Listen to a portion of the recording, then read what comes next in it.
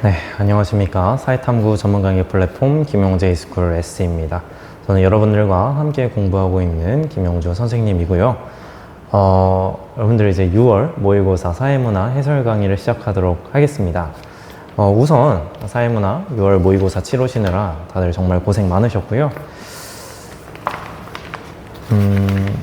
일단 총평부터 한번 해볼게요. 총평을 한번 해보면 개인적인 입장으로는 쉬웠어요. 쉬웠습니다. 사회문화는 쉬웠습니다. 그래서 만점을 맞으셨어야 하는 문제였다. 실제로도 등급컷이 상당히 높죠. 실제로도 그 이유가 여기 있는 거예요. 지금 상당히 쉬웠습니다. 문제가. 그래서 빠르게 제가 총평을 할 건 별로 없어요. 쉬웠기 때문에. 그래서 빠르게 한번 해설하고 넘어가 보도록 하겠습니다. 점수 높은 점수 못 맞았어도 이제 공부 더 하면 되니까요. 같이 한번 들어가 볼까요? 자, 1번 문항인데 1번 문항은 약간 어려우셨을 수도 있을 것 같아요. 자꾸 이제 지금 출제진들이 그러니까 1번 문항에서 승부수를 띄우고 있는 것 같아요. 한번 볼까요?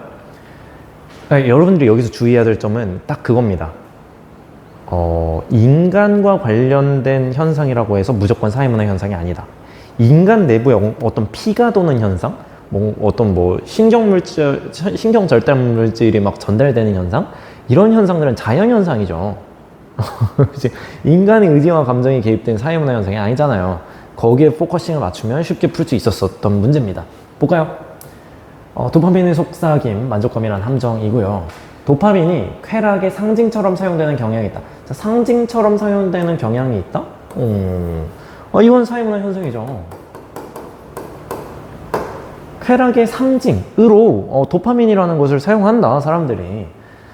신경절단 물질 중 하나인 도파민은 뇌의 보상 회로를 활성화해서 행동 반복과 학습 수행에 관여를 한다. 자, 행동 반복과 학습 수행에 관여. 지금 너무 사회문화 현상 같아요.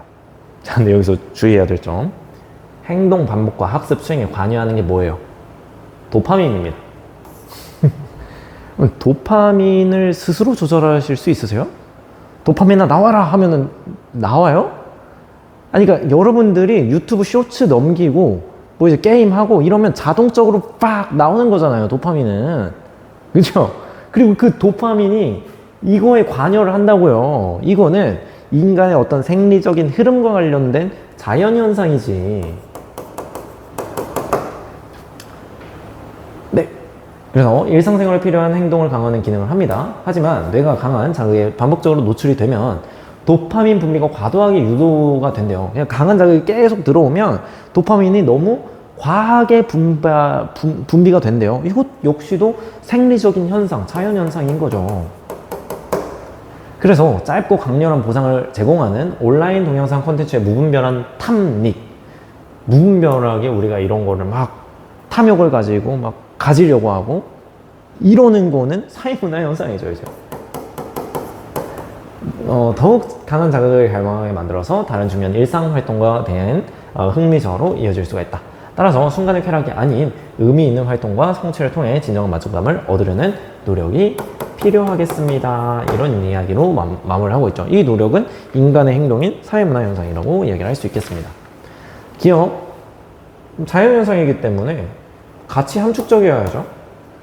자연현상이기 때문에 필연성의 원리가 적용됩니다. 자연현상이기 때문에 인과관계가 불명하고요. 이 사회문화 현상이죠. 확률성의 원리가 적용이 되고 사회문화 현상이기 때문에 공존합니다.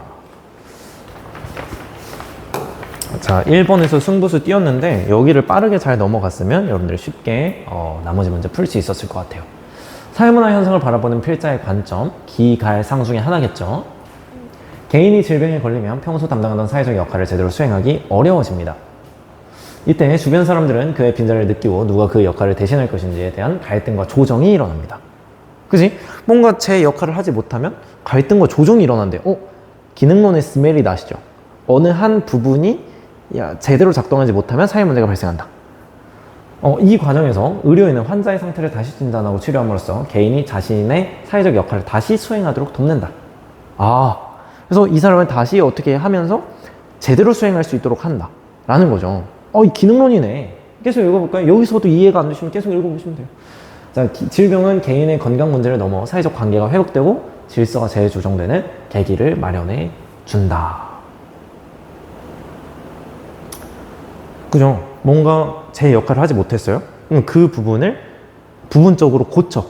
그러면은 제 역할을 하게 되고, 그러면서 질서가 다시 조정되고, 질서가 다시 회복되고, 이런 이야기. 항상성을 가지고 있다라는 모습을 보여주고 있죠, 지금. 사회는 항상성을 가지고 있다. 그거를 이렇게 풀어서 써낼 수도 있는 거예요, 지금. 얘는 지금 기능론인 거죠. 상징적 상호작용론이고요. 항상성에 대한 이야기 2번. 기능론이죠. 지배 피지배 갈등론이고, 쓰진 않겠습니다. 갈등론. 점진적 사회 변동을 설명하기가 어렵겠습니까? 이거는 갈등론에 대한 설명이죠.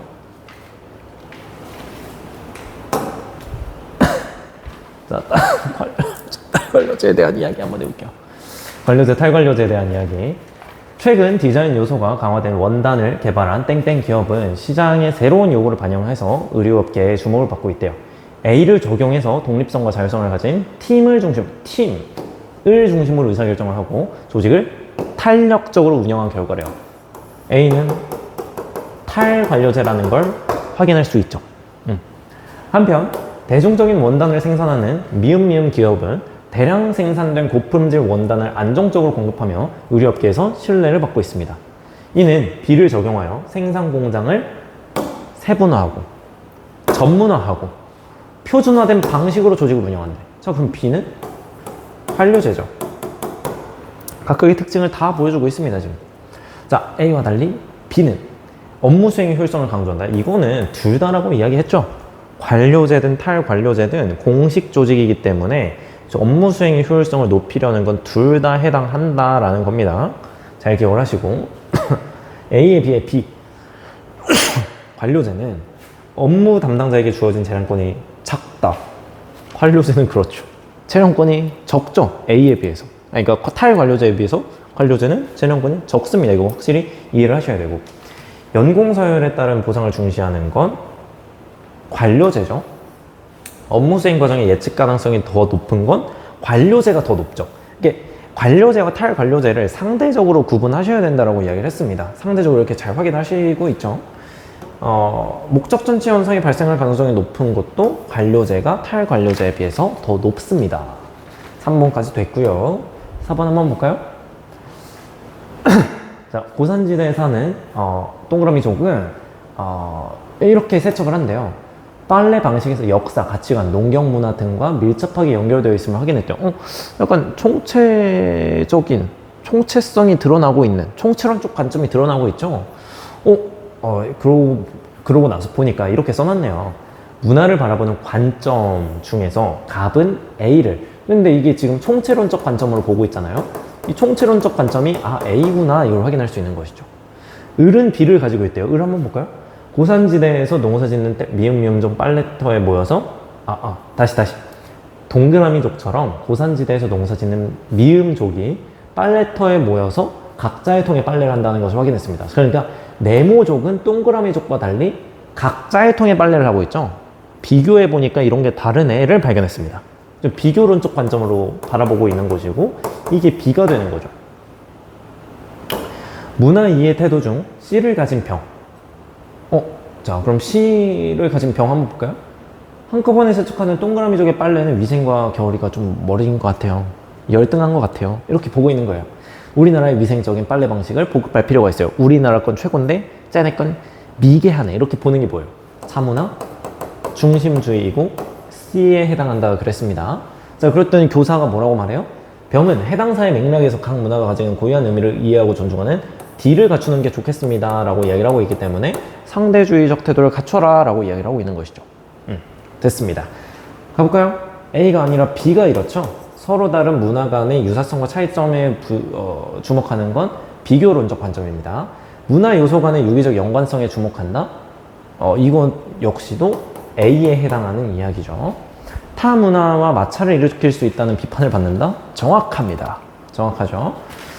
D는 특정 문화를 기준으로 문학은 우열을 받는다는 비판을 받는 건 C가 되는 것이죠. C와 달리 D는 자문화의 정체성을 상실할 가능성이, 이거는 둘 다 아닙니다. 둘 다 아니고 문화 상대주의자, 그러니까 둘 다 아니고 문화 상대주의에 대한 설명이죠. 아니, 문화 상대주의래. 문화 사대주의에 대한 설명이죠. 그렇지? 그래서 이건도 틀렸다. 자, 일탈이론에 대한 이야기를 하고 있습니다.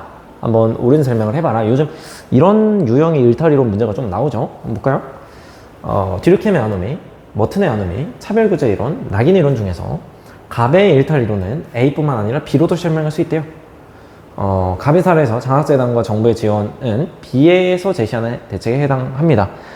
라고 이야기를 하고 있는데, 이거 뭔가 머튼의 아노미 이론에서 할 만한 말 아닌가요? 뭔가 문화적인 목표가 있는데 그거를 어떻게 획득할 수 있는 합법적인 수단이 없으니까 그런 문제가 발생하는 일탈이 발생하는 것이고, 그걸 해결하기 위해서 이걸 제공해주면, 합법적인 수단을 제공해주면 해결이 된다. 여기서 B가 머튼인가? 를 여기서도 뽑아낼 수 있어요. 근데 한번 우리 차근차근히 한번 읽어보자고요. 봅시다. 자, 산업구조의 급격한 변화로 인해서 쇠락한 공업지대에서 성장한 갑은 합법적인 방법으로는 부자가 될 수 없을 것이라는 좌절감을 느끼며 부모와 함께 가난하게 살았습니다. 갑은 동네 친구들이 절도와 폭력을 통해 화려하게 사는 모습을 선망했고요. 부자가 되고 싶었던 갑은 동네 친구들이 조직한 범죄단체에 가입한 후 그들의 불법적인 방법을 모방하며 함께 돈을 벌기 시작했습니다. 자, 그럼 여기서 두 가지가 한꺼번에 나와버렸죠, 지금. 지금 내가 범죄 조직 단체에 가입을 해서 그들에게 불법적인 방법을 모방하고 함께 이런 불법적인 행동을 하게 되었다라는 게 나타나고 있기 때문에 차별적 교제 이론이 지금 여기서 나타나고 있고, 거기서 계속 나오는 게 뭐예요? 부자가 되고 싶었던 갑은 동네 친구들이 이런 절도와 폭력을 통해서 화려하게 사는 모습을 선망했다라고 하잖아. 그지? 그러니까 나도 저렇게 조직폭력배에 가입하면 나도 잘 살 수 있겠지 하면서 조직폭력배에 들어간 거예요, 지금. 합법적인 수단이 없으니까 이렇게 된 거란 말이야. 그러니까 얘는 머튼의 아노미 이론으로도 얘를 설명할 수가 있는 거예요. 이제 합법적인 수단으로는 부자가 될 수 없을 것이니까 얘네 화려하게 사는 이런 모습, 내 문화적 목표, 돈을 많이 벌고 싶다는 이 문화적 목표를 달성하기 위해서 범죄단체의 활동이라는 불법적인 행동을 저지르게 된 것이죠. 그래서 이 두 가지로 설명할 수가 있고요. 자, 여기서 헷갈릴 만한 내용을 쓰고 있습니다. 경찰에게 잡혀 처벌받는 이후 범죄자로 손가락질 받자 갑의 가족 모두 타 지역으로 이사를 갔습니다. 이는 갑의 삶에서 중요한 전환점이 되었습니다. 갑은 전학을 간 학교에서 장학재단의 도움을 받아 우수한 성적으로 학업을 마쳤고, 이후 정부가 시행하는 창업지원 프로그램의 혜택을 받아서 사업을 시작했고, 사업을 얻은 부를 지역사회에 환원하며 존경받는 인물이 되고 있습니다. 그래서 지금 명확히 드러나고 있죠. 머튼의 아노미 이론으로도 설명할 수 있는데, 이 장학재단과 정부의 지원은 합법적인 수단을 제공해 주는 거잖아요. 머튼의 아노미 이론에서 제시하는 대책에 해당하죠. 그럼 A는 당연히 뭐겠어요? 차별적 교제 이론이 돼야 되는 것이고, 어떤 사람들은 이렇게 물어볼 수도 있어요. 낙인 이론은 왜 해당이 안 되나요? 라고 물어볼 수 있습니다. 왜? 이 부분이 있기 때문에. 네, 여러분, 손가락질 받아서 일탈을 저질렀다라는 내용이 있습니까? 어디에도 없어요, 지금. 얘가 지금 손가락질을 받아서 나는 일탈자구나 라고 하는 그런 인식을 하게 되고, 그럼으로 인해서 일탈, 지속적이고 반복적인 일탈을 저질렀다는 내용이 여기 그 어디에도 없어요. 그렇기 때문에 낙인 이론은 될 수가 없는 겁니다. A는 차교, B는 머튼 해서 보겠습니다. 이거는 낙인 이론에 관련된 이야기니까 아니죠. 급격한 아닙니다. 이거는 디르켐의 아노미 이론이죠. B는 이거 낙인 이론이잖아. 그죠? 문화적인 목표와 이거 당연하죠. B는 머튼의 아노미 이론이기 때문에 이게 머튼의 설명으로 정확하죠. 상호작용을 통해서 범죄에 대한 우호적인 가치관을 학습해서 일탈 행동이 발생한다고 보는 건 차별적 교제 이론인데, A와 달리 B는이 아니라 B와 달리 A는 이라고 해야 맞는 말이 되는 것이죠. 그래서 답은 4번이었습니다. 6번 한번 볼까요? 자, 6번. 1930년대 증권회사에서 근무하던 갑은 전쟁 중인 땡땡국으로 출장을 갔다가 부모를 잃은 어린 저 같은 경우에는 이거 그냥 이거 뭐야? 이거 뭐라 그러지? 이 철자만 보고 맞춰요. 자, 기업, 증권회사는 이익사회 맞아요. 이익사회 맞잖아, 그지? 결사체잖아, 결사체. 이응 어디 있어? 이응 정부는 이게 무슨 공동사회입니까? 이익사회지. 니은 시민단체와 시옷 방청객은 누가 봐도 집단이 아니지 않습니까? 방청객 일단 집단이 아니고, 그러니까 2차 집단에 나온다? 시옷이 당연히 틀렸죠. 방청객이 뭐 지속적인 상호작용을 해요? 방청객이? 집단이 아닙니다. 자, 디귿 가족과 어디서 미흡 라디오, 가족과 라디오는 모두 비공식적 사회화 기관에 해당하죠. 이렇게 빠르게 풀어내시오면 좋습니다. 근데 이 정도가 되려면 여러분들이 많이 이걸 반복하고 연습하셔야 돼요.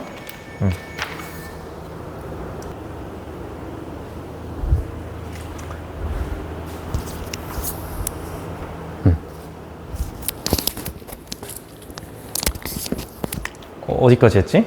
저 비공식적 사회화기관에 해당한다라고 이야기를 했습니다. 그죠? 왜냐면은 가족도 비공식적 사회화기관이고 대중매체잖아요. 이게 비공식적 사회화기관이죠. 자녀는 성취지위가 아니라 귀속지위에 해당하죠. 내가 아들이고 내가 누군가의 자녀인 건 내가 선택한 거예요? 나의 어떤 인위적 선택으로 그렇게 될 수 있는 거예요? 아니죠. 내가 태어나면서부터 누군가의 자녀가 됐잖아요. 그러니까 이제 뭔가 자연 발생적으로 된 게 아니라 내가 인위적으로, 후천적으로 획득하게 된 지위를 성취지위라고 하는데, 자녀는 그런 지위가 아니기 때문에 성취지위라고 할 수 없습니다. 귀속지위입니다. 비읍 고민했대요. 자, 근데 지금 뭘 고민했는지가 중요하지. 프로그램 구성 방식을 좀 고민하고 있어요. 자, 그러면 이 앞에를 또 한번 볼까요?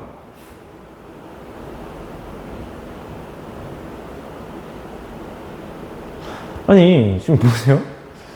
어떻게 프로그램을 구성할까? 그러니까 앞에를 봐도 이 PD가 도대체 어떤 역할에 어떤 갈등을 가지고 있는지가 보이세요, 지금? 전혀 보이지가 않죠. 그러니까 지금 이 방송국의 PD가 다른 지위가 있거나, 다른 지위가 있어서 그에 따른 역할이 있거나, 그럴 때는 뭐 역할 갈등이라고 할 수 있는 거지. 여기가 지금 무슨 역할 갈등이 있습니다. 여기는 그냥 내가 프로그램을 어떻게 구성할까 이 고민을 하는 거지. 그건 역할 갈등이 아니죠, 그거는. 내가 방송국 PD로서 이거 지금 녹화를 해야 돼. 근데 나는 누군가의 아빠로서 우리 애기를 케어해야 되는데 우리 애기가 갑자기 열이 펄펄 끓는데 근데 나는 그럼 아빠로서의 역할, PD로서의 역할 중에서 뭘 해야지? 이게 역할 갈등인데 여기서 그런 게 어디가 있냐는 거예요. 프로그램 구성 방식이 무슨 그래서 지금 정치화법 해설하고 나서 지금 약간 이제 뭐라 해야지? 컨디션의 난조로 인해 지금 막 하고 있네요, 지금 해설을 그냥. 그래서 좀 정신 차려 보겠습니다. 가보죠. 자.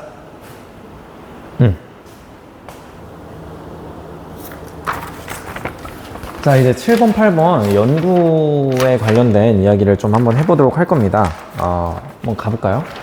갑이라는 연구자는 새로 도입된 AI 상담 시스템에 대해서 콜센터 상담원이 어떠한 의미를 부여하고 있는지 깊이 있게 이해하고자 연구를 진행하였대요. 근데 여기서 딱 느낌 오시죠? 깊이 있게 이해하고자 한다. 질적 연구라는 느낌 빡 오시죠? 질적 연구. 질적 연구.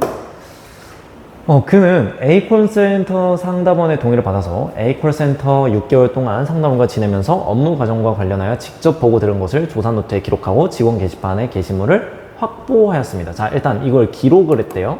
그러니까 직접 그 과정에 참여해서 조사 노트에 기록했다. 이게 참여 관찰법이죠. 그죠? 자, 그리고 직원 게시판에서 게시물을 확보했대요. 좀 여기서 느낌이 약간 오셔야 되는데, 어떤 기록물, 어떤 문헌을 채취했습니다, 지금.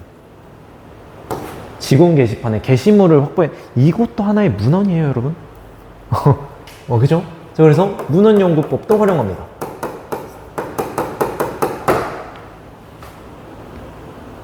네. 그래서 그는 수집한 자료를 통해서 AI 상담 시스템이 자신들을 언제 대체할지 모른다는 불안감과 AI 상담 시스템에 대한 고객 불만으로 인한 정신적 피로감이 콜센터 상담원 사이에 팽배해 있음을 확인하였다라고 합니다. 네, 자 그러면은 여기 일단 기억, 니은을 가지고 한번 판단을 해볼까요? 기억은 이원론이지. 일단 1번이 나가리 되는 게 여기 보이네요. 자, 니은은 뭔가를 확인을 했대요. 자, 니은과 를 비읍에서는 연구자의 직관적 통찰을 통한 이해가 요구된다? 일단 이게 아니죠. 얘도 질적 연구이기 때문에 직관적 통찰이 니은에 필요한데 무슨 니은과 달립니까? 그래서 일단 여기서 벌써 두 개를 날릴 수 있었습니다. 계속 가볼까요? 또한 갑은 현장의 목소리를 전달하기 위해서 기록물과 직원의 게시물을 일부를 선별해서 익명으로 처리한 후 사례로 담아 연구 결과를 발표했습니다. 여기 있다가 중요한 얘기를 한번 해보도록 하겠습니다. 어쨌든 이 결과를 발표했다. 자, 그리고 한편, 자, 방금 갑이었고요. 을입니다. 을은 관련 연구들을 검토하고, 자, 관련 연구들을 검토했다. 일단 문헌연구법 활용했다. 가를 가설을 설정했다. 양적 연구를 진행했다. 하고 진행하였다. 을은 AI 상담 시스템을 도입한 B 콜센터와 그렇지 않은 C 콜센터를 섭외했습니다. 그는 콜센터별로 상담원 500명을 각각 표본으로 추출해서 일별 상담 시간, 스트레스 정도에 관한 설문조사를 실시하였습니다. 뭔가 이게 독립변수? 뭐 일단 계속 읽어보겠습니다. 설문조사를 실시했대요. 자, 근데 여러분 보세요. 뭐 이렇게 섭외했다. 뭐 B 집단과 C 집단으로 나눴다. 여기에 꽂힌 사람들은 실험법이라 썼을 테지만 중요한 거 여기 보세요. 설문조사 실시했어요. 질문지법입니다. 을은 분석 결과를 확인하여 가설을 기각했대요. 확인을 했더니 기각이 됐어. 그래서 결론은 이렇게 나왔어요.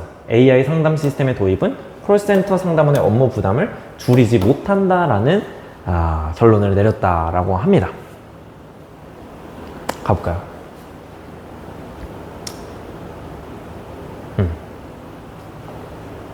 그러니까 뭐 그럼 가설은 이런 거겠죠. AI 상담 시스템의 도입은 콜센터 상담원의 업무 부담을 줄일 것이다. 뭐 이런 가설이었겠죠. 그러니까 이게 기각되고 업무 부담을 못 줄이네? 이런 결론이 나온 거겠지. 그죠? 한번 계속 그럼 한번 봐볼까요? 자, 니은을 확인하였고 디귿, 기록물과 직원의 게시물을 일부를 선별했대요. 자, 연구 결과를 조작한 것인가요, 이게? 얘는 연구 결과를 조작한 건 아니죠. 그러니까 이걸 확인하고 그냥 연구 결과를 발표했는데 그 중에서도 현장의 목소리를, 그러니까 연구 결과, 내가 분석한 결과만 반영한 게 아니라 직접 내가 수집한 자료의 사례도 일부를 실어 넣은 거예요. 결과를 왜곡한 게 아니라 이건 그냥 사례를 추가로 집어넣은 거라고 이제. 그러니까 내가 어떤 현장의 목소리를 잘 들어가지고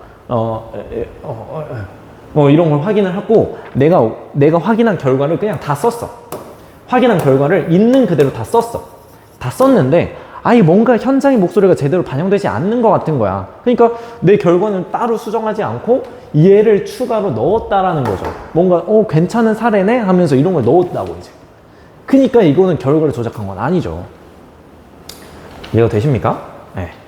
이해를 하셔야 되겠고, 자, 업무 부담은 미음의 조작적 정의에 해당하는, 이게 무슨 말이야? 업무 부담, 이 일별 상담 시간, 스트레스 정도가 업무 부담을 조작적 정의한 거겠죠.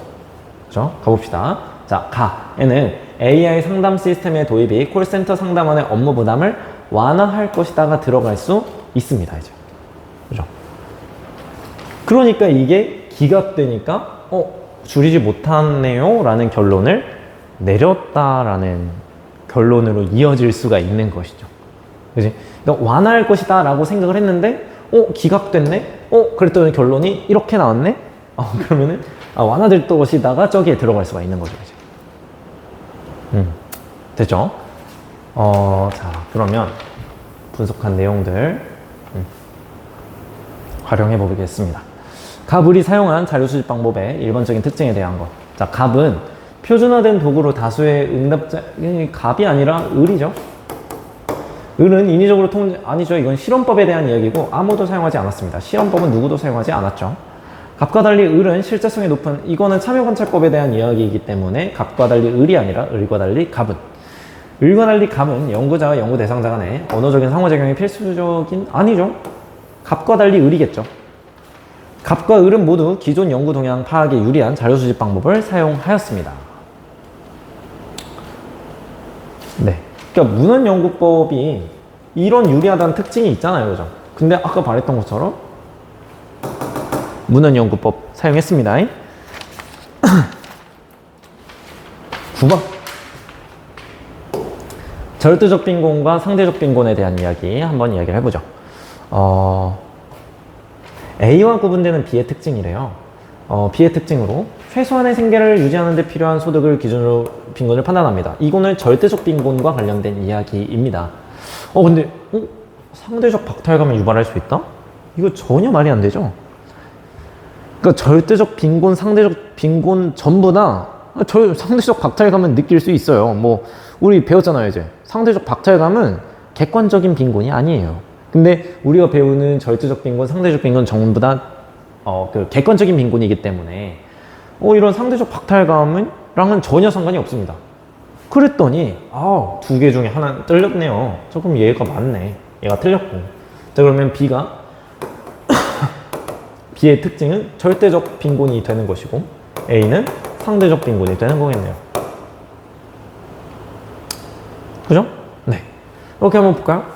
자, 가는 이 얘를 가로 바꾸면 옳은 대답이래요. 사회 구성원의 일반적으로 누리는 생활 수준에 필요한 소득을 상대적 박탈 미안해요. 계속 왔다 갔다 하는데 상대적 박탈감 이야기를 좀만 더 한번 해보죠.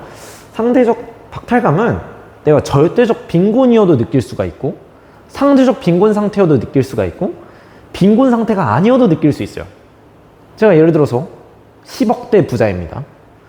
근데 인간의 욕망은 끝이 없어서 난 돈이 10억이 있지만 이재용 회장을 보면서 부럽다. 나는 왜 저렇게 못 되지? 하면서 상대적 박탈감을 느낄 수 있다고요. 근데 또 이재용 회장님도 마찬가지로 젠슨 황을 보면서 부럽다. 난 왜 저렇게 안 되지? 이렇게 할 수 있다고요. 이제 상대적 박탈감은 절대적, 상대적 빈곤과 전혀 상관이 없습니다. 그냥 개인이 주관적으로 느끼는 거예요. 이제. 자, 그러면 1번부터 다시 한번 가보죠. 가에는 사회 구성원들이 일반적으로 누리는 생활 수준에 필요한 소득을 기준으로 빈곤을 판단합니다. 이건 상대적 빈곤에 관련된 이야기이기 때문에 들어가면 안 됩니다. 상대적 빈곤에 관련된 이야기니까. 저개발국과 달리 선진국에서는 비가 나타나지 않는다? 무슨 말이에요? 선진국에서도 나타나지. 절대적 빈곤자가 없습니까? 노숙자가 선진국에는 없어요? 있어요. A와 달리 B는 아니라니까. 둘 다 객관적인 빈곤입니다. 객관적인 기준에 의해서 규정된다고. 절대적 빈곤은 이거 최소 생계비, 그리고 상대적 빈곤은 중위소득의 50%. 이 객관적 기준에 의해서 규정이 되죠. B와 달리 A는 전체 사회 구성원의 소득 분포 상태를 고려하는 개념이라는 평가를 받습니다. 내가 다른 사람에 비해서 얼마나 빈곤하느냐를 따지는 개념이기 때문에 만약에 상대적 빈곤자가 되게 많다. 그러면은 되게 소득 분포 상태가 되게 안 좋다라는 이야기죠. 그지? 그런 이야기. 그러니까 우리 뒤에서 좀 더 배우겠습니다만 이런 개념이라는 평가를 받죠. 자, 절대적 빈곤을 판단하는 기준선이 상대적 빈곤자 이렇게 한번 써보는 거죠. 자, 한번 해보세요. 최상위 계층, 최하위 계층, 중위소득이 이렇게 있고 절대적 빈곤을 판단하는 기준선이 상대적 빈곤선을 판단하는 기준. 네, 일단 상대적 빈곤선 한번 써보세요.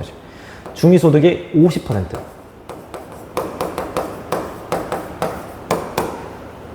여기가 중위소득이겠죠? 상대적 빈곤을 판단하는 기준선에 미치지 못한대요. 그러면은 최저생계비가 여기겠지. 자, 그렇다면 그럼 얘가 B와 관련된 거고 얘가 A와 관련된 거예요. 자, A에 해당하는 가구는 모두 B 가구에 포함된다? 아니죠. 얘네들 있잖아. B 가구에 포함되지 않지만 A 가구에 해당되는 애들이 이만큼 있기 때문에 모두가 그렇다라는 것은 틀린 말이 되는 겁니다. 그래서 5번 틀렸다. 자, 표분석 문제 가볼까요? 갑국의 계층은 상층, 중층, 하층으로만 구분이 되고 A, B, C는 각각 상층, 중층, 하층 중 하나이다. A에서 C로의 이동은 상승 이동이래요. A에서 C로 있을 때 상승 이동을 한 거래. 그리고 A에서 B로의 이동은 하강 이동이래요. 자, 그러면 A가 중층이어야 그게 말이 되는 거지. A에서 C로의 이동은 상층이고 상승 이동이고 A에서 B로의 이동은 하강 이동이다. 그러면 이렇게 돼야죠. 그래서 이 공통점이 있으면 A에서 어디로 갔는데 상승 이동, A에서 B로 어디로 갔는데 하강 이동, 이게 동시에 나타나면 A는 중층이라는 걸 확인하셔야 돼요. 그림은 세대별로 A 인구를 기준으로 하여 B와 C의 상대적 인구를 나타내고 있대요. 자, 그러면 A 인구를 기준으로 하고 있대요. 그럼 기준점이 되는 애들을 100으로 놓거든요, 우리가. 그러니까 그 기준점인 애들이 지금 그지? 그 A 인구를 기준으로 한다 했잖아. 이거 중층 인구를 기준으로 해서 상대적 인구를 나타냈대. 그러니까 중층 인구가 100일 때 B가 뭐였어? 하층 인구는 160명이 되는 거예요. 상층 인구는 140명이 되는 거라고. 그치? 자, 그럼 부모 세대는 지금 어때요? 중층이 가장 적어요. 자, 이런 모습. 자, 그리고 얘는 중층이 가장 많네요. 그죠? 자녀 세대는 다이아몬드형이네? 이걸 확인할 수 있다고요. 자, 근데 여기서 문제, 부모 세대와 자녀 세대의 전체 인구가 부모 세대와 자녀 세대의 전체 인구가 동일하다라고 이야기를 하고 있어요. 자, 그러면 부모 세대 인구를 기준으로 하는 게 좀 편하지 않을까요? 그지? 이거 숫자가 더 많으니까. 그럼 다 합치면 몇이냐면요, 400명이에요. 부모 세대가 400명이면 자녀 세대도 지금 400명이란 소리예요. 그렇다고 했을 때 그럼 부모 세대의 중층은 100명, 하층은 160명, 상층은 140명 이렇다는 소리고, 자, 그럼 여기는 400명입니다. 이제 400명이라 했을 때 60 얘가 100명일 때 60명, 40명이라는 소리. 자, 그러면은 얘를 한번 비율로 한번 쪼개볼까요? 이게 지금 얘가 100명일 때 얘는 60명이래요. 자, 그럼 얘가 약분을 좀 해봐. 50%면 30%고 20%란 소리잖아요. 이해가 되세요? 이거 간단하게 좀 되면 좋은데, 이제 얘가 전체 200명 중에서, 자, 그러니까 그냥 어려우면 그냥 얘가 400명이고 얘 전체 다 더했을 때 400이고, 자, 이렇게 해도 되겠다. 얘 전체 다 더했을 때 200이에요. 전체 다 더했을 때 지금 200이잖아. 160, 40이니까 지금. 근데 문제는 인구수가, 쪽수가 똑같아야 된다고. 쪽수가 400명이어야 한다고요. 쪽수가 400명. 자, 그러면 200명이 지금 다 더해서 200인데 쪽수가 400이네? 전부 다 곱하기 2 해주면 되지 않을까요? 이 200명이고 120명이고 80명이네요. 이런 식으로. 이런 수학적인 센스가 있으면 좋습니다. 수학적인 센스. 자, 한번 가보면 중층 인구는 자녀 세대가 부모 세대의 2배이다. 맞는데? 이건 100명이었고 200명이네. 그치? 상층 인구 대비 하층 인구의 비. 자, 상층 인구 대비 하층 인구라는 것은 상층 인구 대비 하층 인구의 비, 이렇게 표시하는 거예요. 자, 부모 세대 한번 볼까요? 자, 부모 세대는 14분의 하층이 16 이렇게 된다면 자녀 세대는 80분의 자, 4분의 6 이렇게 되는 거잖아요. 그죠? 그지? 그럼 부모 세대가 자녀 세대보다 작지. 자, 이거 뭐 굳이 뭐 이쁘게 계산할 필요는 없어요. 이쁘게 계산할 필요는 없는데 굳이 계산을 하면은 얘가 부모 세대가 14분의 16이고 자녀 세대가 2분의 3이니 자, 이건 결국엔 몇이에요? 이제 14로 통분하면 14분의 21. 자녀 세대가 더 많네. 자, 그러면 부모 세대가 자녀 세대보다 작자. 맞는 말이네요. 이해가 되시죠? 자, 부모 세대 계층 구조에 비해서 자녀 세대 계층 구조가 사회통합 실현에 유리하다. 우리 중간이 가장 두터운 다이아몬드형 계층 구조에서는 다이아몬드 계층 구조가 사회통합 실현에 유리하다라고 이야기를 했습니다. 그렇기 때문에 이것도 맞는 말 해서 답은 5번 이렇게 되는 겁니다. 얘는 딱 보면 딱 맞출 수 있어야 되겠죠. 한 20초 내로 맞추셔야 돼요. 지금 개인정보 술술 새고 있어요. 개인정보가 이제 1번입니다. 자, 다음 자료에 대한 설명으로 옳은 것은, 자, 우리 문화 변동에 관련된 설명을 하고 있는 것이죠. 문화 변동 한번 같이 얘기를 해보면, 자, 국경 지역에 살던 일부 갑국 사람들은 가난을 피해서 인접한 을국 지역으로 이주해서 벼농사를 지으면서 을국 사람들에게 벼 재배 농법을 보급하였습니다. 자, 그러니까 이주해서 벼농사 제법을 보급하였기 때문에 지금 을국에서 뭐가 나타난 거예요, 지금? 직접 전파가 나타난 거죠. 갑국 사람들이 이주를 통해서 이런 걸 전달했으니까. 근데 을국 정부가 갑국 출신 사람들을 을국에 척박한 이 지역으로 강제 이주를 시켰고, 이들의 벼농사가 어려운 미음미음 지역에서 쪽파 농사를 지으면서 쪽파 재배 농법을 보급하는 등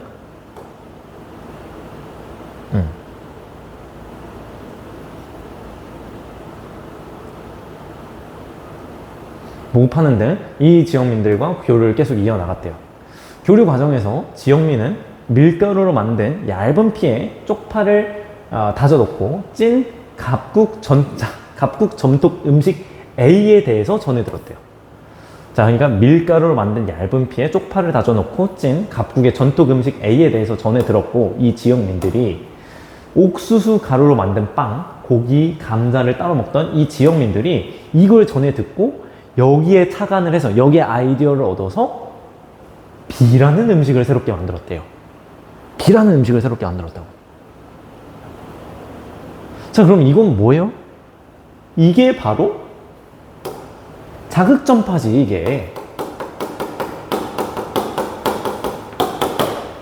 이게 자극전파죠. 자, 이 지역민들, 네모 지역민들은, 그 자기만의 어떤 자기들만의 어떤 전통 음식이 없었어요. 그냥 따로 먹었단 말이야. 근데 A의 조리 방식에서 아이디어를 얻어서 새로운 음식을 만들었다. 전파가 되었고, 거기에 아이디어를 얻어서 새롭게 발명이 되었다. 자극전파. 그럼 B는 을국의 대표 음식으로 자리를 잡았대요. 그럼 자극전파가 이루어졌고, 을국의 대표 음식이 되었다라는 것은 다른 음식들도 있다라는 이야기지. 다른 음식들도 있다라는 것은 그렇게 생각하시면 되겠습니다. 일단 자극전파가 이루어졌다.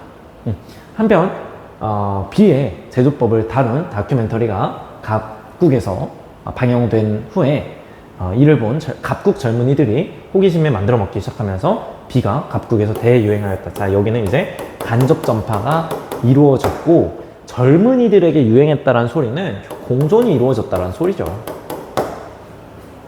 왜냐면 늙은이들은 또 노인분들은 이제 다른 걸 막 좋아했다라는 이야기로 추론이 가능하니까요, 이제. 네, 좋습니다. 자, 그럼 제가 지금 여기서 뭐 이 정도로 합시다. 자, 갑국에서는 문화 동화가 나타났다? 그런 거는 지금 보이지가 않습니다, 지금. 뭐 굳이 따지면 공존이라고 할 수 있겠지. 굳이 따지면 지금 얘가 자극전파가 되어 이루어졌고, 그 요소가 그냥 대표 음식이 되었대. 그러니까 다른 음식들도 있을 거 아니에요, 그죠? 그지? 자, 그러니까 뭐 굳이 따지면 공존인데, 뭐 굳이 여기서 따지기에는 그렇게 별로라고 생각을 합니다, 이제. 갑국이네. 갑국은 문화 동화가 아니라 공존이죠. 지금 머리가 안 돌아가네요, 잘. 자, 갑국은 간접 전파가 이루어졌고 공존이 이루어지고 있다라는 거 확인하시면 되고, 자, 을국에서는 강제적 문화 접변이 나타났다. 지금 뭐 어디가 그런 게 보여요? 뭐 강제 이주 이것 때문에 이게 뭐 강제적 문화 접변이에요, 이게? 자기 나라 내에서 강제 이주를 시킨 거지, 누가 다른 나라 사람이 강제로 뭔가 뭐 넣은 게 아니잖아요. 그러니까 강제적 문화 접변 나타나지 않았습니다. 을국에서는 발견으로 인한 문화 변동이 나타났다? 뭐 그런 거는 지금 여기서 보이지가 않죠. 그런 거 보이지 않습니다. 뭐 굳이 따지면 자극전파로 인한 문화 변동이 이루어졌죠. 답은 4번이네요. 자극 전파로 인한 문화 변동이 나타났고, 5번 을국과 달리 갑국에서는 아니죠. 이 순서가 바뀌어야 되겠죠? 아이고. 갑국과 달리 을국에서는 직접 전파로 인한 문화 변동이 나타났기 때문에 이 정도로 우리가 분석을 할 수 있겠습니다. 네, 좋습니다. 자, 그러면 13번 한번 볼까요? 13번을 보면 지금 사회변동의 방향을 바라보는 필자의 관점인데 지금 느낌이 처음부터 오셔야 돼요. 위기에 직면한 왕조에서는 신흥 세력이 중심이 되어서 개혁을 시도한다. 그러나 이들의 시도는 왕조와 시작이 저항을 불러와 세력 갈등의 심화로 이어진다. 이때 존경과 모방의 대상이었던 기득권 세력은 척결의 대상으로 전락한다. 신흥 세력이 우여곡절 끝에 개혁에 성공하여 왕조의 통일과 안정을 이뤄낸 것처럼 보일지라도 여전히 기득권 세력은 잔존하며 개혁에 저항한다. 결국 내부의 분열로 약해진 왕조는 외부 세력의 도전으로 역사의 뒤안길로 사라지고 새로운 왕조의 씨앗은 싹튼다. 흥망성쇠가 반복되고, 그죠? 그런 모습들 보이죠? 흥망성쇠 반복되는 이런 모습들, 이제 여기가 이제 순환론이 되는 거죠.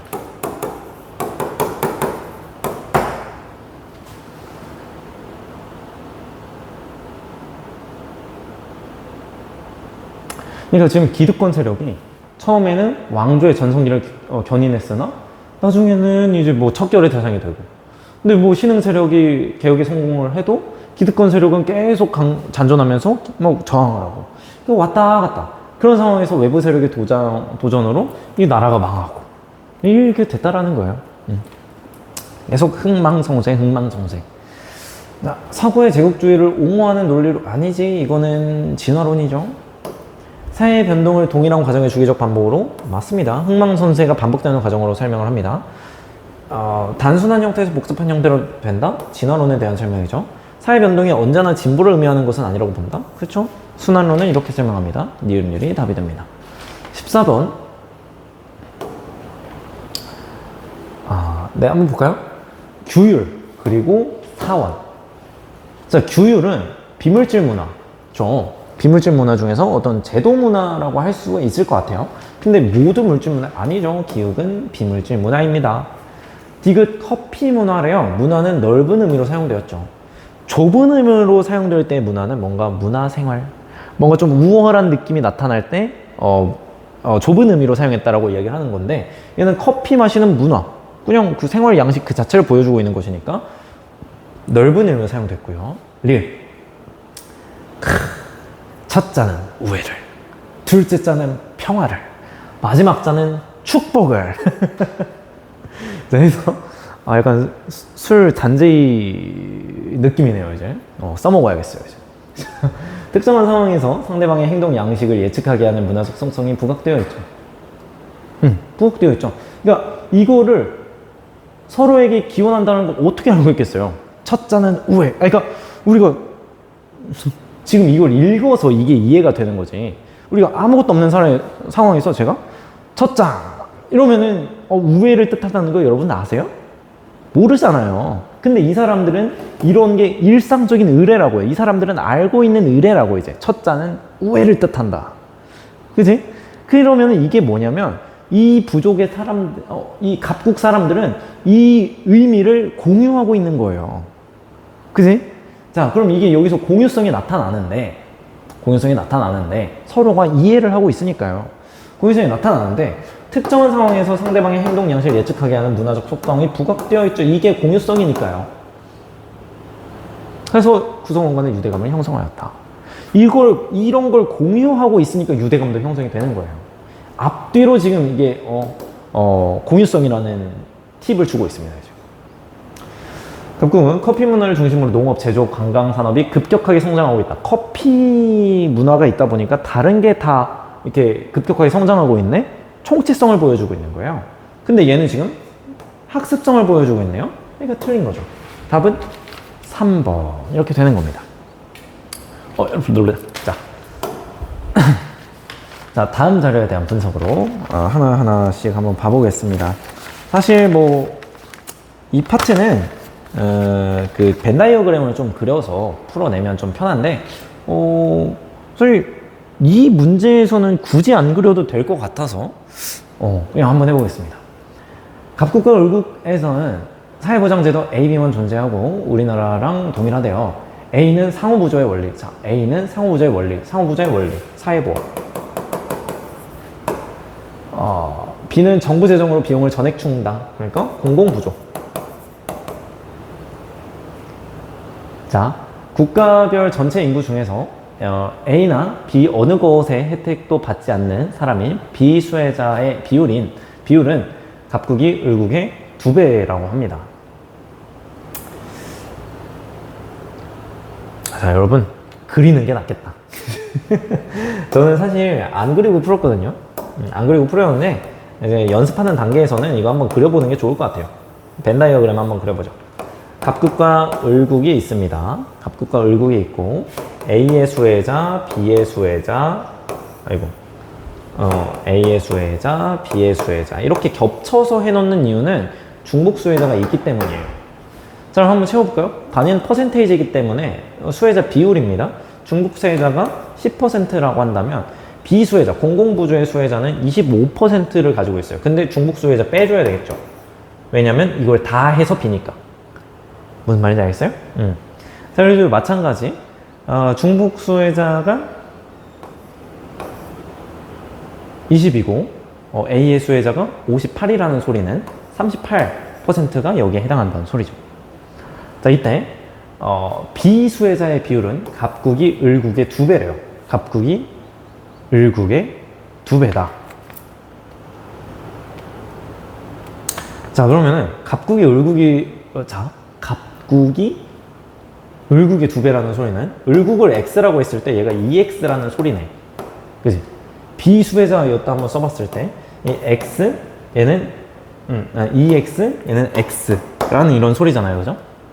자, 그리고 또한 갑국의 경우 전체 인구 중에서 비수혜자의 비율은 전체 인구 중에서 자, 갑국이에요. 갑국. 비수혜자의 비율은 전체 인구 중 중복 수혜자의 비율의 2배이다. 중복 수혜자의 비율의 2배래요. 자, 그러면 자, 얘가 20이란 소리네. 20. 자, 그러면은 얘는 10이어야 되겠죠. 그지? 그지? 이해되세요? 중복 수혜자가 10인데 그거의 2배래요. 20. 근데 얘가 얘의 2배라고 했잖아. 그러니까 얘가 10이 되는 거지. 되죠? 자, 그러면 여기까지 봤어요. 우리. 여기까지 봤고, 자, 중복 수혜자의 수는 갑국이 을국과 동일하다. 자, 그러면 지금 딱 봐도 계산하기 어려워 보이는 데가 어디예요? 여기죠. 그럼 여기에 맞춰 보세요. 이제 중복 수혜자가 얘가 전체가 100명이라고 해보자고. 그럼 얘가 지금 20%니까 20명이겠죠? 자, 그러면은 이게 무슨 말이냐면 중복 수혜자 수는 갑국과 을국이 동일하대. 그럼 얘도 10%지만 얘 20명이라는 소리죠. 그러면 얘가 10%인데 20명이야? 그럼 갑국 전체 인구는 200명이란 소리예요. 그지? 그럼 얘는 40명이고 얘는 30명이고 이런 식으로 이제. 자, 어쨌든 자, 그러면 이제 빈 공간을 채워 넣어야 되겠죠? 자, 다 더해보세요. 20, 15, 10 하면은 45. 자, 그러면 A가 지금 여기가 55가 되어야 되겠죠? 그럼 여기 55가 되어야 돼요. 그지? 45. 나머지가 전체가 100%니까. 그죠? 얘가 55가 돼야 돼. 자, 그러면 기억에 들어갈 말은 55? 아니지. 65여야지. A 전체를 더해서 해야 되니까. 65. 자, 여기도 더해보세요. 다. 48, 68. 맞지? 68. 자, 그러면은 나머지가 32여야 되고, 그럼 니은에는 52가 되어야 되는 거죠. 됐습니까? 되죠?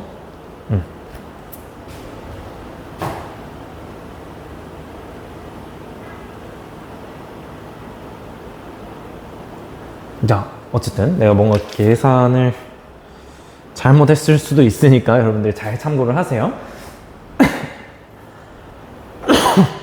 자, 그러면은 자, 한번 봅시다. 기억은 뭐 다 틀렸네. 땡뚱한 소리를 하고 있어요. 자, A와 달리 B는 아니 뭐 이걸 맞았다 하겠어요? A가 4의 보험. 이 바뀌어야지. 비수혜자의 수는, 그러니까 아무것도 받지 않는 사람의 수는 갑국이 40, 을국이 10이니까 4배죠.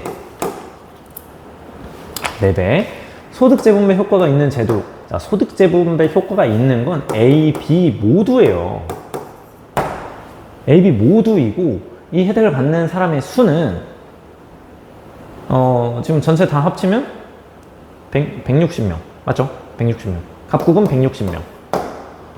을국은 90명. 적을 리가 있겠습니까? 적을 리가 있겠어요. 응? 그지? 사후처방적 성격이 강한 제도에 그럼 이게 B죠. 공공부조. 공공부조니까. 그러니까 혜택만을 받는 사람의 수는, 혜택만을 받는 사람의 수는, 자, 을국이 38명. 갑국이, 아니지, 38명이 아니지. 이거 B였으니까. 그지? 수는, 을국이 32명. 갑국이 30명. 맞네요. 답은 5번. 이렇게 되는 겁니다. 근데 이 정도면 어렵지 않게 나왔습니다. 썩 어렵지 않게 나왔으니까 잘 한번 풀어보시면 되겠습니다. 자, 16번 한번 볼까요? 개인과 사회의 관계를 바라보는 관점. 그러니까 사회 실제론 또는 명목론인 거죠. 자, 많은 사람들은 산업사회에서 분업이 보편화된 현상을 개인의 경제적 이익 극대화를 중심으로 설명합니다. 자, 벌써부터 보이죠? 앞에서 이걸 말하고 뒤에 비판하는 글이 써질 거라는 느낌이 빡 오시죠? 하지만 이것으로는 개인의 분업에 참여하기로 한 이유를 설명할 수 없습니다. 분업 상태에서는 생존에 필요한 것을 타인에게 맡기는 위험이 초래되기 때문입니다. 오히려 타인을 신뢰하게 만드는 도덕과 관습의 힘이 개인의 마음에서 작동해서 개인을 분업에 참여하게 만듭니다. 이 힘이 분업을 산업사의 핵심 원리로 만들었습니다. 분업이 개인의 경제적 이익 극대화 때문에 그런 게 아니라 도덕과 관습의 힘, 어떤 사회적인 힘이 있었기 때문에 가능하다. 이 실제론이죠. 그러면은 이건 명목론이니까 틀렸고, 실제론이니까 맞았고, 명목론이니까 틀렸고, 실제론이니까 맞았어요. 답은 4번. 네?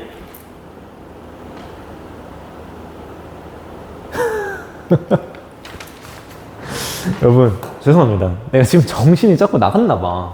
자, 사회가 개인의 속성으로 혼돈될 수 있다. 없다고 보고 있죠? 없다고 보는 건 실제론. 사회는 개인의 외부에 독자적으로 작동한다. 실제론.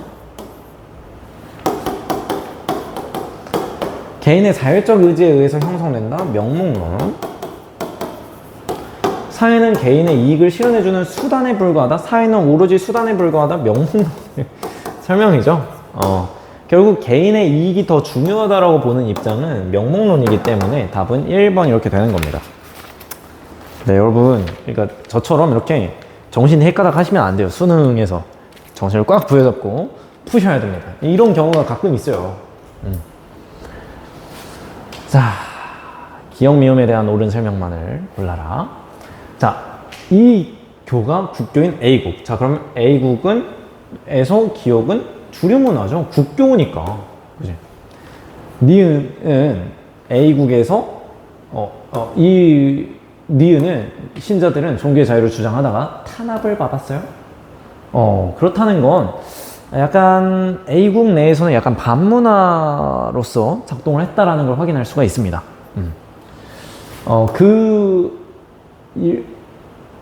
근데 이게 국교니까 이거에 어쨌든 탄압을 받았다라는 것이 반문화라는 것을 조금 확인할 수가 있어요. 그 일부가 비국으로 망명하였고 이들은 비국에서 이 공동체를 만들어서 A국 언어를 고수하고 비국의 관습을 거부했어요.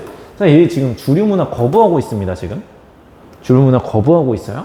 자, 그러니까 얘는 당연히 반문화가 맞는 거예요. 자, 그러니까 니은도 맞는 말이네. 그지? 이게 맞는 말이에요, 지금. 자, 이렇게. 자, 그리고 이제 여기가 국교잖아요. 근데 여기가 종교의 자유를 주장하면서 이 국교로 한 이것에 대해서 저항하고 있잖아요. 그러니까 얘도 반문화가 되는 겁니다, 지금. 그죠? A국에서도 반문화가 되는 거예요, 그래서. 자, 그럼 리을. 이 공동체, 자, 계속 한번 읽어볼까요? 대다수의 국민이 동그라미교를 믿는 비국에서는 비국에서 성장한 갑은 다른 종교에 관심을 갖게 되면서 미음교로 개종을 하였습니다. 여기에 들어갔대요. 근데 이들의 폐쇄적인 모습에서 거리감을 느꼈대요. 이에 갑은 이 종교를 믿는 비국 젊은이들과 함께 자신들만의 이 공동체를 만들었어요. 해서 비국의 언어 간섭을 유지하면서도 이 교리를 따르는, 그러니까 기존과는 약간 다른 모습을 보여주고 있죠. 그러니까 하위 문화라고 할 수 있는 거예요. 그지? 이 공동체 중에서도 약간 하위 문화가 된 거죠. 그러면 다양성을 저해하는 게 아니라 오히려 문화적 다양성을 확산시키는, 확대시키는 이런 모습을 주는 거죠. 그래서 이런 새로운 문화를 형성하였다. 이게 하위 문화가 주류 문화로 변화한 사례가 아니죠. 하위 문화가 주류 문화로 변화한 사례가 아니라 어떤 하위 문화 안에 또 다른 하위 문화가 나타나게 된 거지. 그지? 하위 문화 안에 또 다른 하위 문화가 나타난 정도지 이게 뭐 주류 문화가 된 정도는 아니다 라는 겁니다. 그래서 답은 1번 이렇게 되는 겁니다. 18번 한번 볼까요?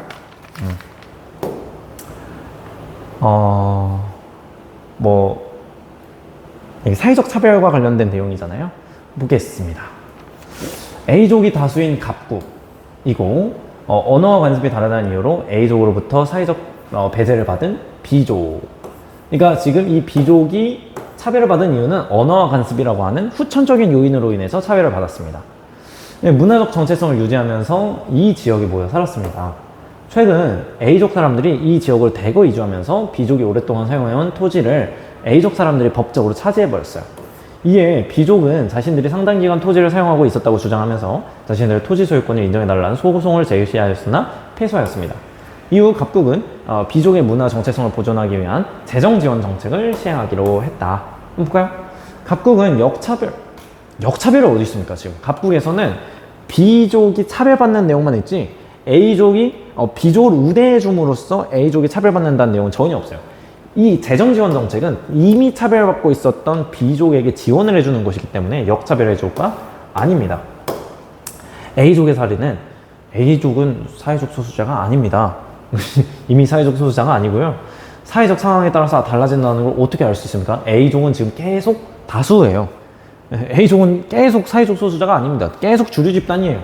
이런 걸 알 수가 없죠. B족은 후천적 요인에 의해서 차별의 대상이 되었죠. 언어와 관습과 같은 후천적 요인에 의해서 차별의 대상이 되었습니다. B족의 사례는 수적 우위 있다는 이야기가 여기 어디에 있습니까?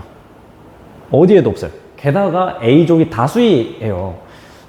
B족이 수적 우위라는 이야기는 여기 전혀 없습니다. 틀렸고요. A족에 비해서 B족은 아니지.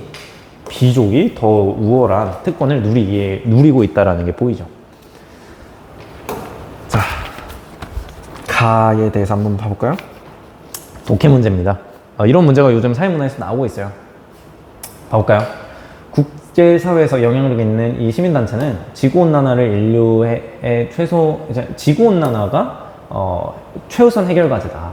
그러니까 결국에 난민 문제도 지구온난화에서 비롯되었다. 지구온난화로 인해서 사막화가 발생하고 각국의 유목민 A족이 을국의 농경지대로 이용하였고 그 결과 국경 분쟁으로 이어지면서 수많은 사람들이 난민이 되었다. 이 시민단체는 이것이 이러한 문제의 근본적인 해결책이라고 주장하였대요. 자, 그러면은 지금 이 문제를 해결하기 위한 근본적인 문제가 뭐예요? 지구온난화예요. 그러니까 가에는 지구온난화를 해결하기 위한 내용이 들어가야 되겠죠. 그럼 답은 2번밖에 안 되는 거예요. 근데 여기서 문제, 이거 고른 애들이 있을 거라고. 왜? 바로 위에 그런 내용이 있으니까. 근데 한 번 더 생각을 하셔야죠. 영토 분쟁이 왜 발생했어요? 이것 때문에 발생했어요. 그지? 그러니까 답은 2번이에요.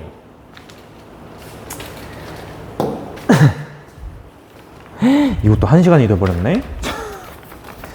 네. 야, 여러분, 해설 강의를 오늘 2시간 반 동안 찍고 있습니다. 네. 계속 가보죠.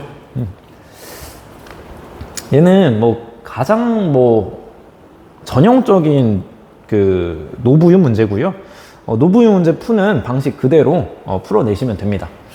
t년이 있고 지금 t 플러스 50년이 있으니까 이렇게 나눠주시고 노년 인구, 부양 인구, 유소년 인구, 총계 이렇게 해서 우리가 한번 풀어보면 되겠습니다. 자, 그럼 여기서 각국의 총 부양비는 t년에 100이래요. 자, 그러면은 총 부양비가 뭐였어요? 부양 인구 분의 유소년 인구 플러스 노년 인구예요. 그럼 이게 100이라는 소리, 이거 곱하기 100이라고. 그럼 이게 100이라는 소리는 이게 지금 1이라는 소리잖아요. 부양 인구와 유소년, 노년 인구의 비율이 같다라는 소리죠. 근데 이게 지금 약분돼서 1이 된다는 소리는 이게 같다라는 소리라고. 그러니까 부양 인구 50, 나머지가 50 이렇게 되는 소리라고요. 뭔 말인지 알겠죠? 그리고 노령화 지수는 t 플러스 50년에 50으로, 자, 노령화 지수는 t 플러스 50년에 50으로 t년의 2배래요. 자, 그러면 t년에는 몇이란 소리야? t년에는 25란 소리예요. 지금 t년에는. 그러니까 노령화 지수는 뭐예요? 자, 노령화 지수, 유소년 인구 분의 노인 인구. 그 사이가 얼마나 늙었냐를 보여주고 있는 거죠. 그러니까 노령화 지수는 커지면 커질수록 그 사이는 늙은 거예요. 근데 어쨌든 t년은 그러니까 t년의 2배인데 50이라는 소리였으니까 t년은 25라는 소리지. 자, 그러면 25 저게 어떻게 나오는 거냐? 이 값이란 말이야. 그지? 그럼 결국에는 이게 4분의 1이어야 25가 나오죠. 그럼 유소년 인구가 40일 때 노년 인구가 10이란 소리예요. 이렇게. 이해가 되시죠? 자, 그러면 보세요. t년 대비 t 플러스 50년의 부양 인구 증가율이 20%입니다. 그럼 얘가 얘는 지금 부양 인구이기 때문에 어떻게 할 수가 없겠다. 지금 아직 우리가 인구가 어떻게 되는지는 확인할 수가 없습니다. 지금. 자, 그러면은 t년 대비 t 플러스 50년의 총 부양비 증가율을 한번 볼게요. 총 부양비가 50%가 증가했대요. 자, 그럼 t 플러스 50년에 총 부양비가 150이란 소리죠, 지금. 그지? 이게 150이란 소리예요? 자, 그러면 이게 무슨 말이야? 이게 총 부양비가 뭐였어? 부양 인구 분의 아까 유소년 플러스 노년 인구였는데, 그럼 150이라는 소리는 뭐야? 2분의 3이란 소리죠. 여기에 곱하기 100을 하면 150이 나오니까. 그치? 자, 그러면은 비율로 따져보세요. 전체를 100이라고 뒀을 때 부양 인구가 40일 때 나머지가 30이 된다는 소리죠. 나머지가 30이 된다. 나머지가 60이 된다는 소리지. 이게 결국 40분의 60과 같은 말이니까 이제 40, 나머지가 60. 자, 그리고 전체를 100이라 했을 때, 자, 그러면 노령화 지수가 지금 50이래요. 그러면은 유소년 인구가 2일 때 노년 인구가 1이라는 소리니까, 그죠? 그러면 유소년 인구가 40일 때 노년 인구가 20이라는 소리죠. 그러면 2분의 1이 되니까. 이해가 되세요? 자. 자, 그러면 이제 여기에 집중하셔야 됩니다. 이제. t년 대비 t 플러스 50년의 부양 인구 증가율이 20%예요. 인구가 20% 증가했대. 그럼 여기가 t 플러스 50년에 t년보다 한 20% 더 증가했다는 소리인데, 그럼 얘를 그냥 100이라고 한번 더 볼게요. 그러면은 이 가로 속에 있는 친구들은 인구수라고 생각하시면 돼요. 가로 속에 있는 친구. 자, 그러면은 인구가 20% 증가했대. 자, 그러면은 50명이 20%면은 몇 명이 증가한 거예요? 자, 뭐 이거 어렵나요? 50 곱하기 0.2 10이에요. 10. 아시겠어요? 10명 증가했다고. 그럼 60명이라고. 60명. 자, 그러면 거기에 맞춰주시는 거예요, 이제. 그럼 얘도 60명일 것이고, 그럼 얘는 그거에 반전이네. 얘는 30명일 것이고, 그럼 얘는 150명이네. 이런 식으로 이제. 그러면 t 플러스 50년이 150명, 전체 인구가. t년은 전체 인구가 100명. 이렇게 되는구나. 확인할 수 있습니다. 그러면은 t 플러스 50년이 더 많죠. 노년 인구 한번 볼까요? 노년 인구는 t 플러스 50년이 30명, t년이 10명, 3배입니다. 유소년 인구 볼까요? 유소년 인구 t년 40명, t 플러스 50년 60명. 이게 바뀌어야지. t년이 더 적죠. 노인 일자리 창출의 필요성 정도는 노년 부양비와 정의 관계를 보인대요. 그럼 노년 부양비가 높을수록 이 필요성의 정도가 높다라는 거야. 자, 그러면 노년 부양비를 한번 구해볼까요? 자, T년은 노년 부양비가 5분의 1입니다. T 플러스 50년은 노년 부양비가 4분의 2예요. 그럼 T 플러스 50년이 지금 더 크지? 5분의 1과 2분의 1이에요. 당연히 2분의 1이 더 크죠? 분모는 클수록 작아지고, 그죠? 자, 이게 2분의 1이라고 분모는 클수록 작아집니다. 뭔 말인지 아시죠? 자, 그렇기 때문에 이게 지금 T 플러스 50년이 더 크기 때문에 T 플러스 50년이 T년보다 더 큰 거죠. 자, 정부의 양육지원 강화의 필요성 정도는 유소년 부양비와 관련이 있대요. 자, 그럼 이번에 유소년 부양비 한번 그려보자고. T년 5분의 4, T 플러스 50년 4분의 4. T년이 T 플러스 50년보다 작네요. 답은 5번. 이렇게 되는 겁니다. 어렵지 않았죠? 풀만 했습니다. 그죠? 표본속 문제도 이번에 되게 전형적으로 문제가 나와서 여러분들이 되게 잘 풀 수 있었을 거라고 생각이 들어요. 자, 이렇게 해서 사회문화 해설도 마무리를 하도록 하겠습니다. 여러분들 긴 시간 동안 많이 고생하셨고요. 여러분들 이제 사회문화라는 과목이 여러분들의 효작 과목이 될 수 있도록 제가 최선을 다해서 노력하도록 하겠습니다. 뭐 같이 이렇게 문제를 풀어봤는데 저의 해설에서 뭔가 궁금한 점이 있거나 어려운 점이 있다라면은 마음껏 댓글을 달아주시면 제가 그거에 대한 답변을 드리도록 하겠습니다.